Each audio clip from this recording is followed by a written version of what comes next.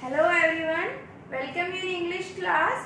As you know, we have done our midterm syllabus. So from today, we will start our revision. So first of all, we are going to revise chapter first of your reader book. The name of the chapter is The Best Christmas Present in the World. So in this video, I will summarize the chapter in the short form, and we will discuss the short question answers and exercise also. So let's start. First of all, the introduction of the chapter is, the name of the chapter is The Best Christmas Present in the World. It is written by Michael Morpurgo. So in the story, the author found a letter that is written in decades earlier by a soldier. एक story के अंदर आपको मिलेगा कि जो एक author है, जो इसका राइटर है, उसको क्या मिलता है, एक डेस्क, पुरानी सी डेस्क के अंदर उसको बहुत पुराना लिखा हुआ एक सोल्जर का लेटर मिलता है. Who mentions how easily enemies become friend. उसके अंदर मेंशन होता है कि कैसे दो एनिमीज जो थे वो बहुत अच्छे दोस्त बन गए. The author goes in search of the letter's owner, the real owner of the letter. वो जाता है, ऑथर जो है उसको, जिसका वो लेटर है, उसको ढूंढने के लिए. The late soldier's old wife, and वो कौन होता है ऑथर, उस सोल्जर की एक बूढ़ी बीवी, and gives her the best Christmas present in the world. So this is the introduction. Now I am going to summarise the chapter. The author went to a junk shop in Bridport. He noticed a roll-top desk. It was very old and made of oak. It was in a bad condition. It had burn marks down one side. Since it was cheap, the author decided to buy it and get it repaired. He began working on it on Christmas Eve. जो author है वो एक shop के अंदर जाता है, एक junk shop के अंदर, जो कि है ब्रिडपॉट के अंदर. सो वो वहां पर एक रोल टॉप डेस्क देखता है. ही वॉज वेरी ओल्ड, जो कि बहुत ज्यादा पुरानी थी, और उसके ऊपर बहुत सारे बर्न मार्क्स भी होते हैं, मतलब वो कम्प्लीटली बहुत ज्यादा डैमेज थी. तो ऑथर सोचता है कि मुझे यही लेनी है, और वो उसको रिपेयर कर लेगा. सो वो उसको रिपेयर मतलब उसको खरीद लेता है वहां से, और उसको रिपेयर करने का काम वो स्टार्ट कर देता है. He removed the roll top and tried hard to pull out the drawer. It had suffered much damage due to fire and water. The drawer was jammed. He hit it hard with his fist and pulled it out. He found a secret drawer underneath. He found a small black tin box in it. There was a note on it that said, "Jim's last letter received January 25, 1915. The letter written also wished to put it in her grave." Out of curiosity, he opened the box. Inside it, he found an envelope with an address in Dorset. The letter was dated December 16, 1914. तो जब वो जो author है उसको role top desk को अपने घर ले आता है, और वो उसको रिपेयर करने का काम जब स्टार्ट करता है, तो वो जैसे जैसे उसको रिपेयर करता है तो उसके ड्रॉर्स को खोलने की कोशिश करता है, लेकिन वो बहुत ज्यादा डैमेज होने की वजह से वो इतनी आसानी से उससे खुलते नहीं है. पर वो बहुत ज्यादा कोशिश के साथ उसको खोलता है. तो उसके ड्रॉर जब वो खोलता है तो उसके अंदर उसको मिलता है एक सीक्रेट ड्रॉर और होती है, मतलब एक ड्रॉर के अंदर एक और सीक्रेट ड्रॉर होती है, जिसके अंदर से उसको एक टिन बॉक्स मिलता है. अब वो क्यूरियोसिटी होती है, उसके अंदर जिज्ञासा होती है कि इसके अंदर क्या है, तो वो उसको खोलता है, तो उसके अंदर उसको एक लेटर मिलता है जिसके ऊपर लिखा होता है, जिम्स लास्ट लेटर रिसीव्ड जनवरी 25, 1915. वो एनवेलप के ऊपर लिखा होता है, और वो फिर उस एनवेलप को खोलता है, तो उसके ऊपर द लेटर वाज डेटेड. उस लेटर की डेट क्या थी, दिसंबर 26, 1914. उस मतलब एनवेलप के ऊपर था 1915, और जो लेटर के ऊपर जो डेट थी वो 1914 का था. So even though the author knew it was wrong, he could not resist temptation and read the letter. अब हालांकि जो ऑथर है वो जानता है कि ऐसे किसी का लेटर पढ़ना अच्छी बात नहीं होती, लेकिन वो जिज्ञासा के वश जो है उस लेटर को पढ़ता है. The letter had been written by Jim to his wife Connie. He was a soldier set against the German. During the first world war. ये जो लेटर है ये एक सोल्जर है जिसका नेम है जिम मैकपर्सन, उसने अपनी वाइफ को लिखा है जिसका नेम है कनी। तो उस और ही वाज बहुत एक सोल्जर था सेट अगेंस्ट जर्मन की, तो जर्मन केस में खड़ा था during the first world war. Jim wrote to her that he was very happy as something wonderful had happened. अब जो लेटर है उसके अंदर लिखा होता है कि कुछ अच्छा हुआ था वहां पर। The soldiers on both sides of the no man's land were taking up positions in their trenches। जो वहां पर जो वर्ल्ड वॉर की जो स्पेस जहां पर जगह थी जहां पर वर्ल्ड वॉर चल रहा था, जहां पर दूर दूर तक कोई आदमी दिखाई नहीं दे रहा था, वो लोग अपने अपने ट्रेंचेस के अंदर थे। ट्रेंचेस होता है कि जो एक तरीके से कट्टे वगैरह लगा के एक जो सिक्योरिटी के पर्पज से जो सोल्जर्स अपना जो बनाते हैं उसको बोलते हैं, जिसके अंदर से बैठकर वो फायरिंग वगैरह करते हैं उसको। तो वो सभी अपने ट्रेंचेस के अंदर थे। It was Christmas morning cold and frosty. अब वो जो सुबह थी वो किसकी थी? क्रिसमस की थी। उस दिन क्रिसमस था और बहुत ज्यादा ठंड थी। एज यू नो जो क्रिसमस है वो कब आता है? दिसंबर के मंथ में आता है, और दिसंबर जो होता है वो बहुत ही कोल्ड मंथ होता है, तो उस टाइम पे बहुत ज्यादा ठंड थी। So Jim were taking up position in their Jim saw the German soldiers waving a white flag. तभी जिम को दिखाई देता है कि जर्मन सोल्जर्स जो है वो व्हाइट फ्लैग वेव कर रहे हैं। व्हाइट फ्लैग वेव करने का मतलब होता है कि सामने वाला युद्ध को समाप्त करना चाहता है। They were calling out the English soldiers to say Happy Christmas. It was a big surprise to be greeted like friends by the enemies. अब जो सामने से जो सोल्जर्स थे यानी कि उसके एनिमीज जो सोल्जर्स थे वो उसको हैप्पी क्रिसमस विश करते हैं। तो ये सब देखकर जो जिम था वो बहुत ज्यादा सरप्राइज होता है कि एक एनिमी के मुंह से वो विशेष सुन रहा था। The English soldiers also wished them in return. The leader said that they wanted to celebrate the festival. अब जो एनिमीज जो टीम थी, एनिमी के जो सोल्जर्स थे, उनका जो कैप्टन था वो कहता है कि हमें फेस्टिवल को सेलिब्रेट करना चाहिए। Gym was the officer in command. अब जो वहां पर जो जिम की जो टीम थी वो वहां का कमांडो था वहां पर। He allowed his men to join the Germans. Grey coats and khaki coats mingled in the middle. Grey coat एक दूसरे सोल्जर्स हैं और खाकी कोट्स दूसरे टीम के हैं। वो लोग वहां पर ग्राउंड के ऊपर मिंगल मतलब खुशियां मनाते हैं। And in the time of war they were making piece. उस वॉर के माहौल में भी, उस युद्ध के माहौल में भी वो लोग उस क्रिसमस फेस्टिवल को बहुत शांतिपूर्वक मना रहे थे।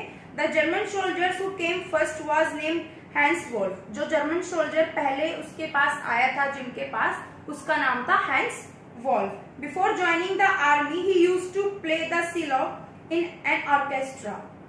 अब वो उनकी कन्वर्सेशन हुई थी जिम मैकपर्सन की और हैंस वॉल्फ की। उन्होंने अपने अपने बारे में बताया था। तो हैंस वॉल्फ ने कहा कि मैं सोल्जर होने से पहले मतलब आर्मी ज्वाइन करने से पहले वो जो था सेलो बजाता था ऑर्केस्ट्रा के अंदर। So Jim had been a school teacher in Dorset. और जो जिम मैकपर्सन था वो आर्मी ज्वाइन करने से पहले एक टीचर था डॉर्सेट के अंदर। Hans like that he knew Dorset well.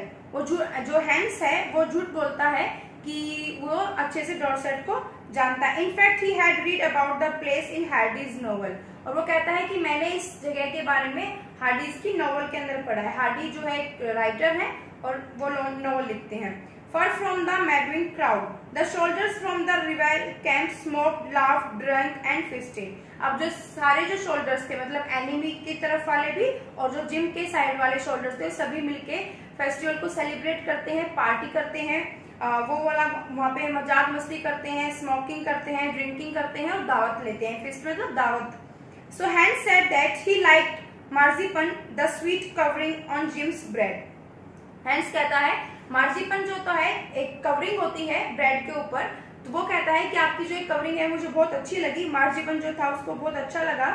So Jim wrote in the letter that he had never seen or imagined a Christmas party like that. Jim McPherson जो है अपनी वाइफ को लिखते हुए कहता है कि मैंने सोचा भी नहीं था कि क्रिसमस ऐसा जाएगा और मैंने ऐसी क्रिसमस पार्टी इससे पहले कभी नहीं देखी।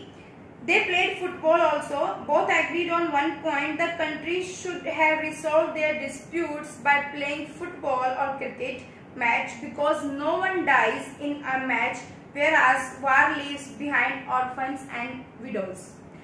वो दोनों जो दोनों टीम्स थी जो दोनों टीम साइड्स के जो सोल्जर्स थे, आर्मी जो थी, वो फुटबॉल मैच खेलते हैं और वो दोनों ही जो टीम्स थी, यानी कि दोनों ही जो आर्मी के जो सोल्जर्स थे, वो इस बात के ऊपर एग्री होते हैं कि ये जो डिस्प्यूट्स होते हैं कंट्रीज के बीच में, जिसकी वजह से वॉर होती है, वो डिस्प्यूट्स को खत्म करने के लिए हमें मैच खेलने चाहिए। फुटबॉल मैच खेल लो या क्रिकेट मैच खेल लो, क्योंकि अगर इनके थ्रू अगर हम सॉल्व करेंगे अपनी प्रॉब्लम्स को तो वॉर नहीं लड़नी पड़ेगी और क्रिकेट और फुटबॉल के मैच के थ्रू किसी को कोई हानि नहीं होगा, किसी को कोई लॉस नहीं होगा। लेकिन दूसरी तरफ अगर हम वॉर लड़ते हैं, युद्ध लड़ते हैं, लड़ाई लड़ते हैं, तो जो युद्ध होता है वो खत्म तो हो जाता है एक टाइम आने के बाद में, लेकिन वो अपने पीछे क्या छोड़ जाता है? ऑर्फेंस और विडोज। ऑर्फेंस मतलब अनाथ बच्चे जिसके पेरेंट्स, जिसके पापा या मम्मी वॉर में थे और वो एक्सपायर हो जाते हैं, वहां पे शहीद हो जाते हैं वहां पे, तो वो पीछे क्या छोड़ के गए? अनाथ बच्चे। और किसी के हस्बैंड वहां एक्सपायर हो जाते हैं तो पीछे क्या छूट जाता है? विडो, यानी कि विधवा। तो वो क्या कह रहे हैं कि इससे ज्यादा बेटर है कि डिस्प्यूट्स को सॉल्व करने के लिए हम मैचेस लड़ें, हम मैचेस खेलें, ना कि वॉर करें। The game was finished, so did the drinks and cake. Jim told Hans that they hoped to see families as soon as the fighting ended by Christmas next year. अब वो ऐसे ही वो जो game finish हो जाता है, फिर वो पार्टी फिनिश हो जाती है, फिर जैम पर्सन जो है हैंस से बोलते हैं कि मैं उम्मीद करता हूँ कि हम बहुत जल्दी, एज सुन एज पॉसिबल, जितना जल्दी संभव हो सकेगा, हम अपनी अपनी फैमिलीज को देख पाएंगे। The author put the letter back into the envelope and drove in Bridport. जो ऑथर था वो वापस से उस लेटर को उस एनवेलप के अंदर डाल देता है। He meant to hand over the letter to कनी, और वो उसने मतलब तय कर लिया था, उसने सोच लिया था कि वो इस लेटर को इसके जो रियल ओनर है, यानी कि जो उसकी वाइफ है कनी, उस तक उसको पहुंचाएगा। कनी was now 101 years old. अब जो कनी थी वो बहुत ज्यादा बूढ़ी हो चुकी थी, 101 ईयर की हो गई थी। Her house had caught fire, but she was saved. She was now in a conservatory. जो कनी का जो हाउस था उसमें बाय मिस्टेक किसी ट्रेजेडी की वजह से, किसी एक्सीडेंटली जो है उसका घर जो था आग पकड़ जाता है, बट वो सेफ हो जाती है, मतलब वो सेफली बच जाती है वहां से। और अब जो कैनी है वो कहाँ पर है? एक कंट्रोवर्सी के अंदर, मीन्स एक आश्रम के अंदर है। सो The author wished her happy Christmas and gave the letter to her. अब जो ऑथर है वो ढूंढते ढूंढते, मतलब वो पहले जो कनी का जो एड्रेस था, जो एनवेलप के ऊपर लिखा हुआ था, वो वहां से उस पर पहुंचता है। तो जो कनी है वो बहुत ज्यादा एज हो चुकी है, 101 ईयर्स की हो चुकी है। तो जो जिम मैकपर्सन, सॉरी जो ऑथर था, वो जिम मैकपर्सन का जो लेटर था वो कनी को देने के लिए पहुंचता है। वो पहले जो कनी का जो घर जो एनवेलप के ऊपर जो एड्रेस लिखा हुआ था, पहले उस एड्रेस के ऊपर जाता है, लेकिन उसको वहां पता चलता है कि जो कनी का जो घर था वो जल चुका है और अब वो एक आश्रम के अंदर रहती है। तो वो वहां से वो आश्रम के अंदर जाता है और वहां पहुंचकर उसको देखता है, तो वो एक व्हील चेयर के ऊपर होती है क्योंकि वो एज्ड है काफी, वो उसको मिलता है और वो उसको हैप्पी क्रिसमस विश करता है। And give the letter to her, और जो जिम मैकपर्सन का जो लेटर था वो कनी को देता है।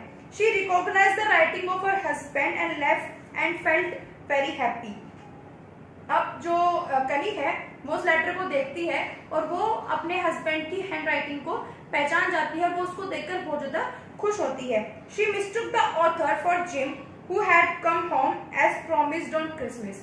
अब जो कनी है, यानी कि जो जिम मैकपर्सन की जो वाइफ है, वो मिस्टेकन वो क्या समझ लेती है, जो ऑथर है उसको जिम मैकपर्सन समझ लेती है, यानी कि अपना हस्बैंड समझ लेती है, क्योंकि उसके हस्बैंड ने उसको प्रॉमिस किया था कि क्रिसमस के दिन आएगा। और क्योंकि आज क्रिसमस था, जब वो ऑथर जो है जो कनी को लेटर देने गए थे, तो आज क्रिसमस का दिन था, इसलिए तो वो बाय मिस्टेक क्या समझ लेती है, उनको अपना हस्बैंड समझ लेती है। So she kissed the author on the cheek and asked him to read his letter to her. वो उनसे गले लगती है, मतलब उनको अपना लगाव दिखाती है और उनको, यानी कि ऑथर जो है उनको बोलती है वो लेटर पढ़ने के लिए कि तुम इस लेटर को मेरे लिए पढ़ो।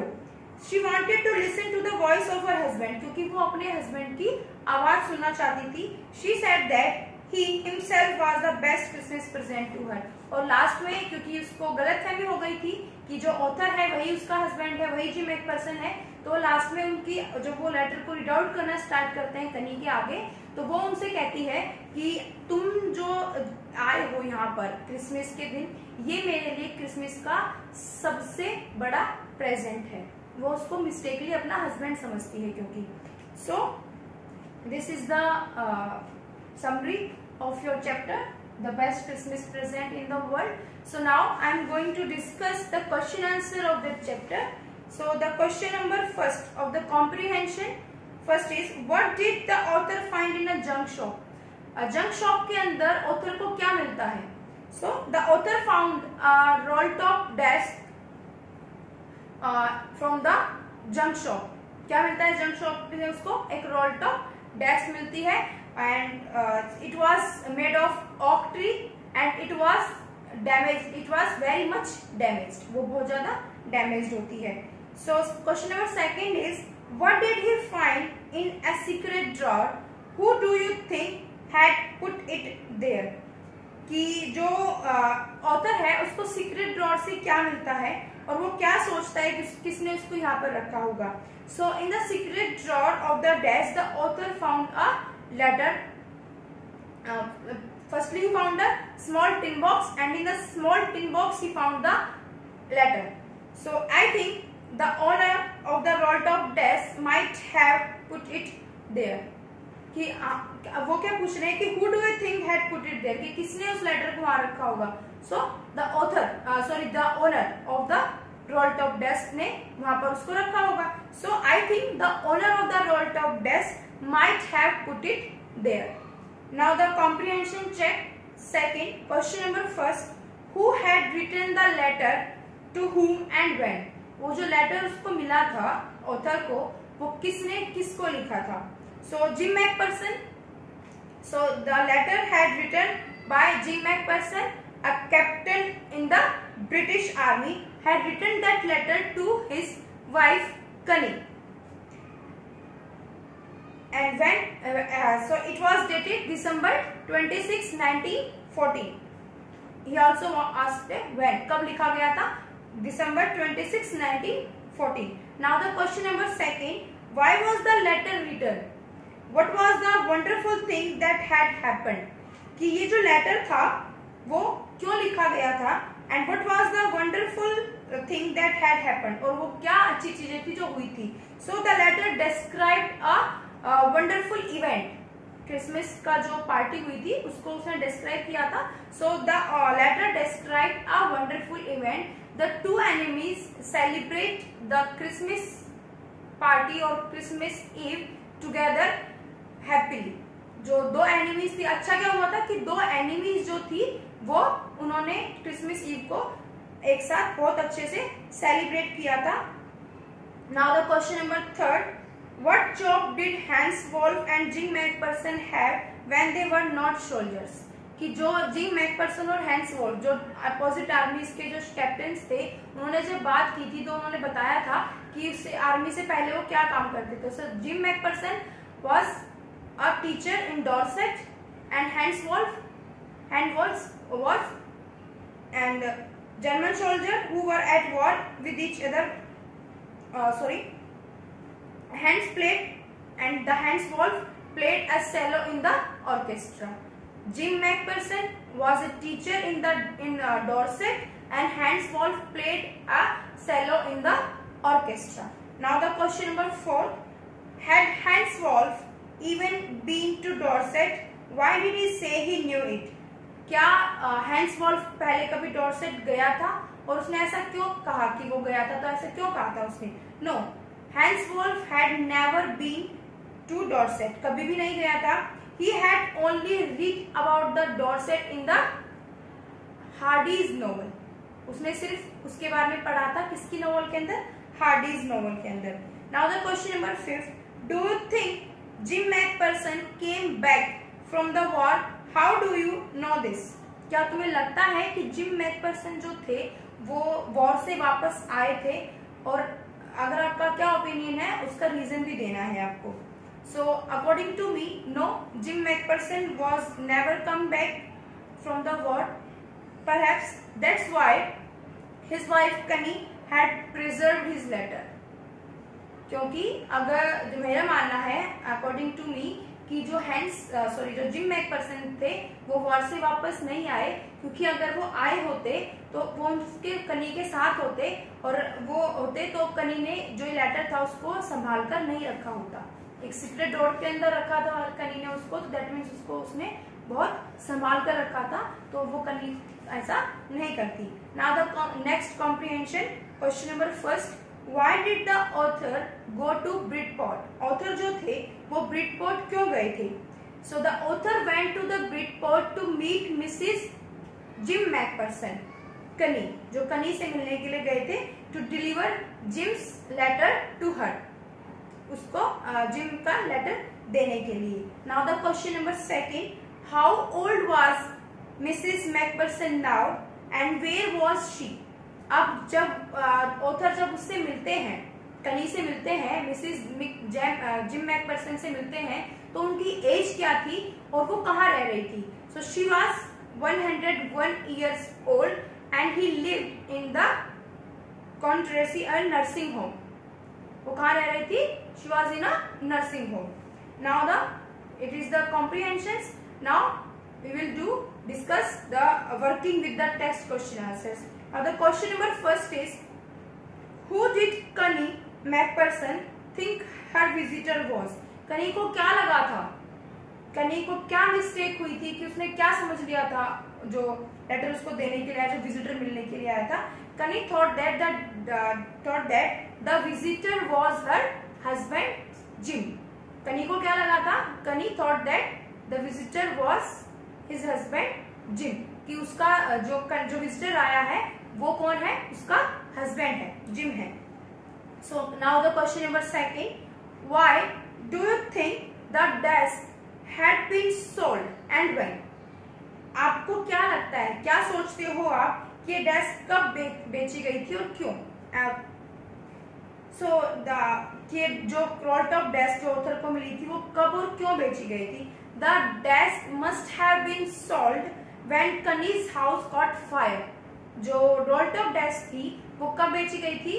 कि जब कनी की घर ने आग पकड़ ली थी, यानी उसका घर जल गया था, तब the table had been damaged in fire as well as water.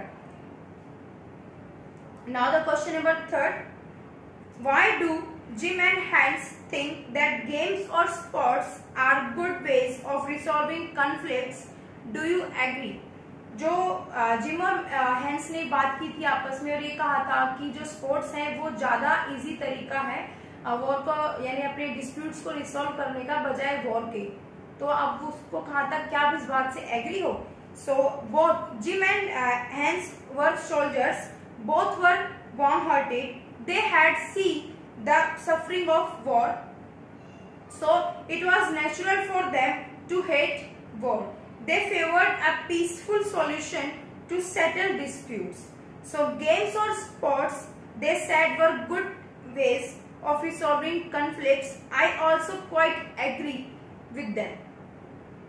कि हाँ, जो वो दोनों जो थे वो सोल्जर्स थे, तो उन्होंने देखा था कि वो कैसे सफर कर रहे थे इस वॉर के अंदर, तो उनको पता था कि इससे क्या क्या प्रॉब्लम्स हो रही हैं, तो इसलिए वो चाहते थे कि एक पीसफुल तरीका हो इस वॉर को खत्म करने का, तो इसलिए उन्होंने स्पोर्ट्स को चाहा था कि स्पोर्ट्स के थ्रू हम लोग अपने डिस्प्यूट्स को रिसॉल्व कर ले.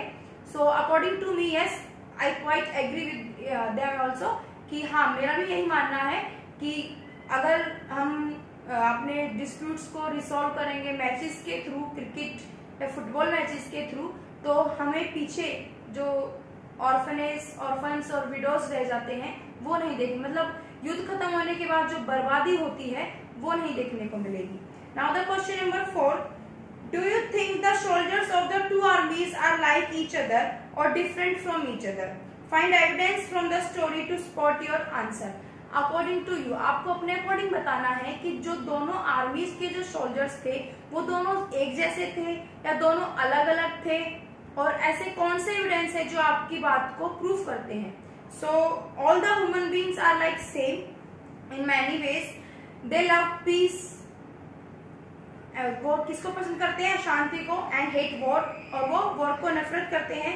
So they want to live together. वो एक दूसरे के साथ रहना चाहते हैं. So example from the story. इसके जो evidence जो है इसके अंदर examples हैं कि both the armies celebrated Christmas Eve together.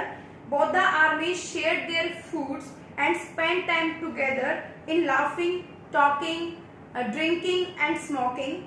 They played a football match and agreed that conflicts and disputes may be resolved by the football matches or cricket matches. They agreed on the negative aspects of war and longed for peace. They exchanged carols and hoped to unite with their families again. Now the question number 5. Mention the various ways in which the British and the German soldiers became. Now the question number 5. Mention the various ways in which the British and the German soldiers became friends and find things in common at Christmas. The British and the German soldiers belonged to different camps. They were enemies in wartime, but after all, they were human beings. So therefore, they had similar feelings. They shared the festive spirit of Christmas and played games, feasted and drank the food and drank like good friends. Both hated war and were anxious to go back to their families at the end of the war. इस question के अंदर क्या था कि mention the various ways, आपको अलग तरीके बताने थे in which the British and the German soldiers became friends, कि कैसे वो दोनों जो एनिमीज थे वो सोल्जर्स जो थे वो दोस्त बनते हैं. And find things in common eight Christmas, और क्या कॉमन चीजें थी दोनों एनिमीज सोल्जर्स के अंदर जो क्रिसमस के अंदर उनको देखने को मिलती थी. जो आंसर है वो है जो ब्रिटिश एंड जो जर्मन सोल्जर्स हैं वो अलग अलग कंट्री से बिलोंग करते हैं. वो जो है एनिमीज हैं उस वॉर टाइम के अंदर, बट इसके बावजूद वो एक ह्यूमन बीइंग है. सो उनको कैसे दे love piece and hate war. तो उन दोनों का क्या सेम रिव्यूज है कि उनकी सिमिलर फीलिंग है कि वो पीस को, शांति को तो प्यार करते हैं और युद्ध से नफरत करते हैं. So they share the festive spirit of Christmas together, कि वो साथ में मिलकर क्रिसमस बनाते हैं. They celebrated and they laughing. How they celebrate, कैसे सेलिब्रेट करते हैं वो, कि वो हंसी मजाक करते हैं, ड्रिंकिंग करते हैं, फीस्ट लेते हैं, मतलब दावत होती है. ये सारी चीजें मिलके वो साथ में करते हैं. और उन दोनों तरफ के सोल्जर्स की एक ही सोच होती है कि कब जल्दी से जल्दी ये वॉर फिनिश हो और हम अपने अपने घर जाए. Now the question number 6. What is Connie's Christmas present? Why is it the best Christmas present in the world? Connie का जो क्रिसमस प्रेजेंट था वो क्या था और क्यों वो दुनिया का सबसे अच्छा क्रिसमस प्रेजेंट था? सो कनी thought that gym had come back from the war. सबसे पहली बात तो बाय मिस्टेक वो ऑथर को क्या समझ लेती है, जिम समझ लेती है. तो कनी सोचती है कि जो जिम है वो वॉर से वापस आ गया है. She mistake the author for Jim. She had been waiting for her husband Jim. So the coming of Jim was the best Christmas present in the world of her. Question number 7. Do you think the title of the story is suitable for it? And can you think of any other titles? कि जो title जो दिया गया है story को वो सबसे अच्छा है या उसके अलावा भी कोई टाइटल आप सोच सकते हैं. Decidedly the title of the story is absolutely correct. It is appropriate for the story.